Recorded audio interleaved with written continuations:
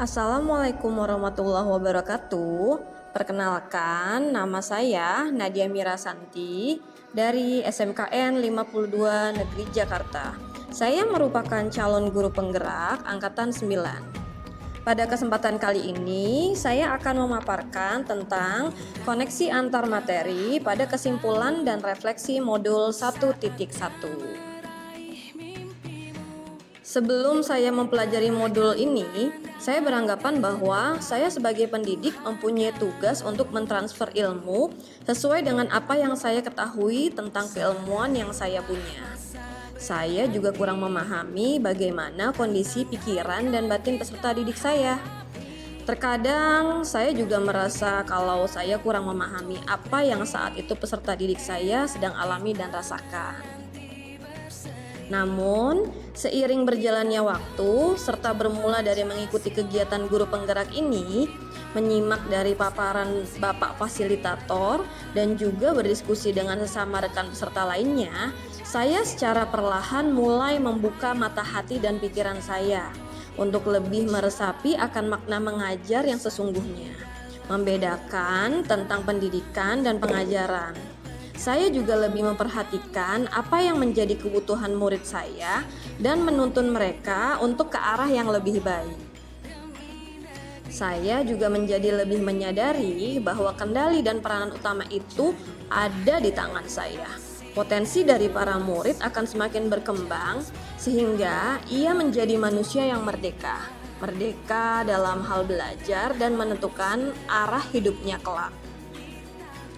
Pada kesempatan kali ini ada 3 pertanyaan yang akan dibahas. Untuk pertanyaan pertama yaitu apa yang Anda percaya tentang murid dan pembelajaran di kelas sebelum Anda mempelajari modul 1.1. Yang pertama yaitu di sini saya mempercayai bahwa guru mempunyai tugas untuk mentransfer ilmu dan menjelaskan seluruh rangkaian materi. Yang kedua, guru cenderung mendominasi pembelajaran atau teacher center. Yang ketiga, guru kurang memahami karakteristik anak yang sangat beragam.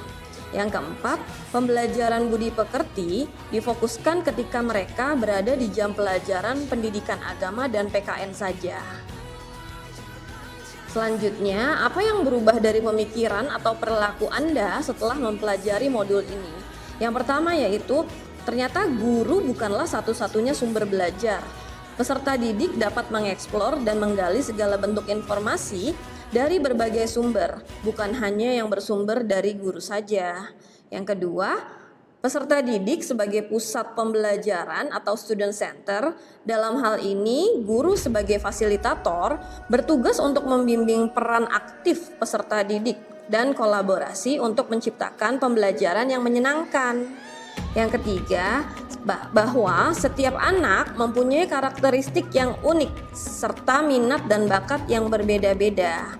Yang keempat, semua pelajaran harus diintegrasikan oleh penerapan dan penanaman budi pekerti. Artinya, tanggung jawab menuntun laku anak sesuai dengan kodratnya didalami oleh seluruh pendidik, bukan hanya pendidik dengan mata pelajaran tertentu saja. Lalu, apa yang dapat segera Anda terapkan lebih baik lagi agar kelas Anda mencerminkan pemikiran Ki Hajar Dewantara? Yang pertama, menerapkan pembelajaran berdiferensiasi sesuai dengan kebutuhan, minat, dan bakatnya. Penanaman karakter atau budi pekerti pada anak merupakan tujuan yang juga penting dalam hal menuntun anak. Yang kedua, memberikan stimulus dan motivasi agar peserta didik lebih aktif dan mandiri dalam pembelajaran di kelas. Dalam hal ini, pendidik memiliki peran untuk mengarahkan dan membimbing mereka tentang bagaimana prosesnya, agar informasi atau ilmu mereka terus tumbuh dan berkembang, atau kita sebut juga pembelajaran yang merdeka secara lahir dan batin.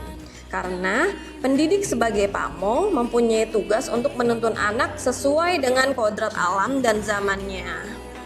Yang ketiga, merancang pembelajaran kreatif, inovatif, dan kolaboratif.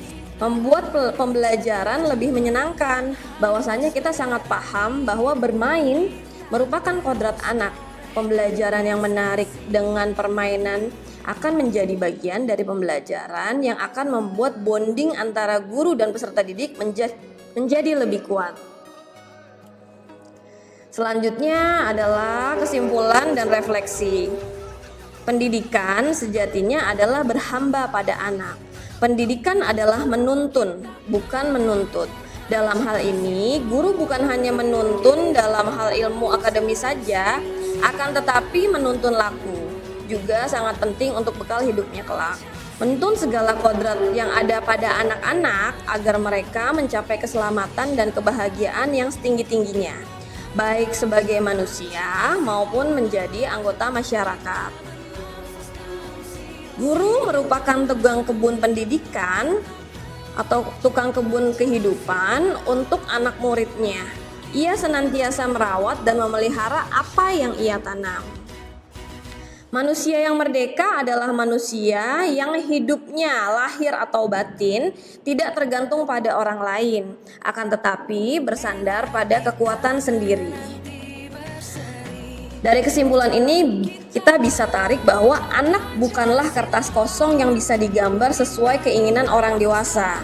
Ia terlahir dengan tulisan garis yang samar-samar, sehingga tugas kita yaitu bagaimana menebalkan goresan yang baik agar menjadi kekuatan di masa depan dan menjaga agar goresan yang kurang baik menjadi tidak tebal. Kekuatan sosiokultural menjadi proses menebalkan kekuatan kodrat anak yang masih samar-samar.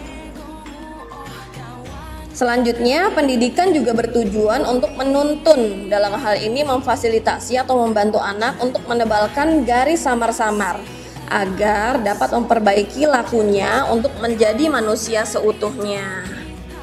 Sekian dari saya. Wassalamualaikum warahmatullahi wabarakatuh.